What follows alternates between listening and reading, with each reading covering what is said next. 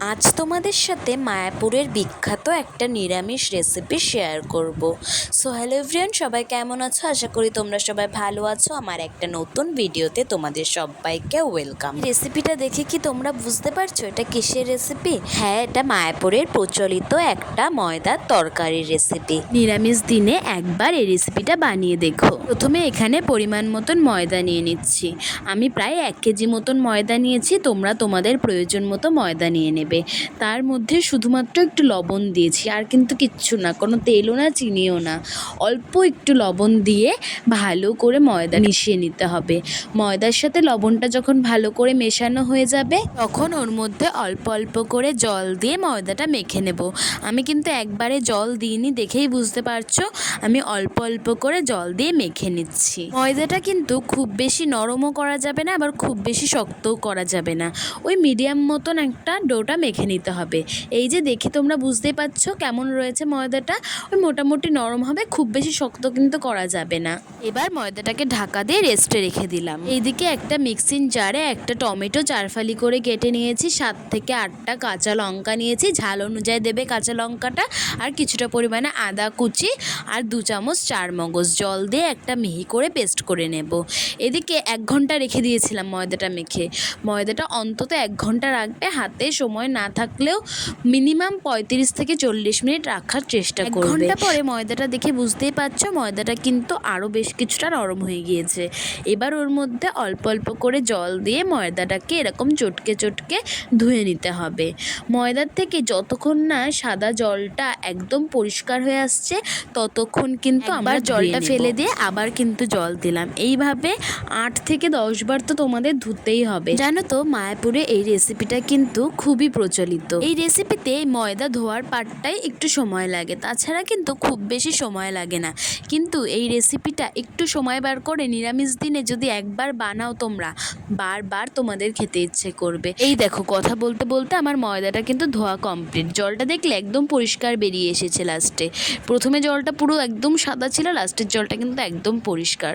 এবার একটু হাত দিয়ে চিপে ময়দা থেকে জলটা বের করে ঢেকে রেখে দেবো। এদিকে গ্যাস ওভেন অন করে একটা কড়াই বসিয়ে দিয়েছি। কড়াইটা ভালো করে গরম হয়ে গেলে ওর মধ্যে সাদা তেল দিয়ে দিয়েছি। এদিকে 2টো বড় সাইজের আলু ছোট ছোট করে কেটে রেখেছিলাম। তোমরা চাইলে এই রান্নায় আলুটা নাও দিতে পারো, কিন্তু আমি দিয়েছি আলুটা। এই যে এদিকে তেলটা গরম হয়ে গিয়েছে, এবার ময়দা থেকে ছোট ছোট টুকরো ছিঁড়ে আমি তেলের মধ্যে দিয়ে দেবো। ময়দার টুকরোগুলো দেখে নিশ্চয়ই বুঝতেই পারছো আমি কেমন সাইজ করেছি। এরকম ছোট্ট ছোট্ট সাইজ করে তোমরা তেলের মধ্যে দিয়ে দেবে। এইবার উল্টে পাল্টে লাল করে ভেজে নিতে হবে। এই ময়দার টুকরোগুলো তেলের মধ্যে দিলেই দেখবে কি সুন্দর ফুলে উঠেছে। যে প্রথমবারেরগুলো আমার লাল করে ভাজা হয়ে গিয়েছে, এবার এক এক করে সবগুলো আমি ভেজে নেব। দেখো কীরকম ছোট্ট ছোট্ট করে টুকরো করে দিচ্ছি। এইভাবে ছোট ছোট করে টুকরো করে উল্টে পাল্টে প্রত্যেকটা লাল করে ভেজে নেবে। এবার সবকটা ভাজা হয়ে গেলে ওই তেলের মধ্যেই ছোট ছোট করে কেটে রাখা আলুগুলো দিয়ে দিলাম, দিয়ে ওর মধ্যে অল্প একটু লবণ দিয়ে আলুগুলো লাল করে ভেজে তুলে নেব। এই যে আমার আলুগুলো সব লাল করে ভাজা হয়ে গিয়েছে। এবার সবকটা আলু তুলে ওই তেলের মধ্যেই ফোড়নে দিয়ে দেবো গোটা জিরে, আর দিয়ে দিলাম অল্প একটু চিনি। দিয়ে ভালো করে ফোড়নটা ভাজা হয়ে গেলে আর চিনিটা গলে গেলে তারপরে ওর মধ্যে দিয়ে দেবো আগে থেকে বেটে রাখা মশলাটা, আদা, কাঁচা লঙ্কা, টমেটো, চারমগজ। এবার ওর মধ্যে গুঁড়ো মশলা দিয়ে দেবো। প্রথমে দিয়েছি লবণ, 1 চামচ হলুদ গুঁড়ো দিয়ে ভালো করে নাড়াচাড়া করে তারপরে দিয়ে দিয়েছি 1 চামচ কাশ্মীরি লঙ্কার গুঁড়ো, দিয়ে আবারও বেশ কিছুক্ষণ নাড়াচাড়া করে তারপরে ওর মধ্যে দিয়ে দিয়েছি 1 চামচ জিরের গুঁড়ো। এবার মশলা থেকে তেল ছাড়া পর্যন্ত অপেক্ষা করব। 2 থেকে 3 মিনিট অপেক্ষা করলেই দেখবে মশলা থেকে বেশ ভালো করে তেল ছেড়ে এসেছে। এই যে মশলাটা যখন একটু দানা দানা হয়ে যাবে তখন বুঝবে মশলাটা কিন্তু আমাদের একেবারে রেডি। এবার ওর মধ্যে আগে থেকে ভেজে রাখা আলুগুলো দিয়ে দেব। আলুগুলো দিয়েও আলুর সাথে কিন্তু মশলাটা বেশ ভালো করে কষাতে হবে। যখন আলুর সাথে মশলাটা কষানো হয়ে যাবে আর মশলা থেকে তেল ছেড়ে আসবে আবারও, তখন ওর মধ্যে দিয়ে দেব অল্প একটু কাসুরি মেথি হাত দিয়ে গুঁড়ো করে। এবার আবারও বেশ কিছুক্ষণ নাড়াচাড়া করে তারপরে ওর মধ্যে দিয়ে দেব পরিমাণ মতন জল। জলটা দিয়ে একটু নাড়াচাড়া করে ঢেকে রেখে দেব ওই 3 থেকে 4 মিনিটের জন্য। 3 থেকে 4 মিনিট পর ঢাকনা খুলে যখন দেখব ঝোলটা একটু ফুটে এসেছে তখন আবারও একটু নাড়াচাড়া করে ওর মধ্যে আগে থেকে ভেজে রাখা ময়দার টুকরোগুলো দিয়ে দেব। দিয়ে একটু ভালো করে নাড়াচাড়া করে তারপর আবার ঢেকে রাখতে হবে ওই 5 থেকে থেকে 7 মিনিটের জন্য।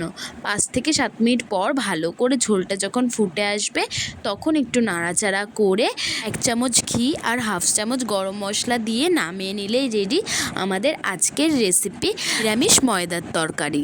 নিরামিষ দিনে কিন্তু সবারই চিন্তা থাকে যে কী রান্না করব, তো একবার এই রেসিপিটা তোমরা বানিয়ে দেখতে পারো, আশা করি তোমাদেরও খুব ভালো লাগবে। এবার গ্যাস ওভেন অফ করে নামিয়ে নিলেই রেডি আমাদের আজকের রেসিপি। তো আজকের রেসিপিটা তোমাদের কেমন লাগলো অবশ্যই কমেন্টে জানিও, ভালো লাগলে লাইক কমেন্ট শেয়ার করো। আজকের রেসিপিটা আমি পরিবেশন করেছিলাম গরম ভাতের সাথে। তো আজকের মতন এটুকুই, সবাই ভালো থেকো, সুস্থ থেকো, আবারও কাল কোনো নতুন ভিডিওতে তোমাদের সাথে দেখা হবে। আর এই রকম নতুন নতুন রান্নার ভিডিও দেখতে আমার চ্যানেলটাকে সাবস্ক্রাইব করে রেখো, আর ফেসবুক থেকে দেখলে প্রোফাইলটাকে ফলো করে রেখো। আজকের মতন টাটা বাই।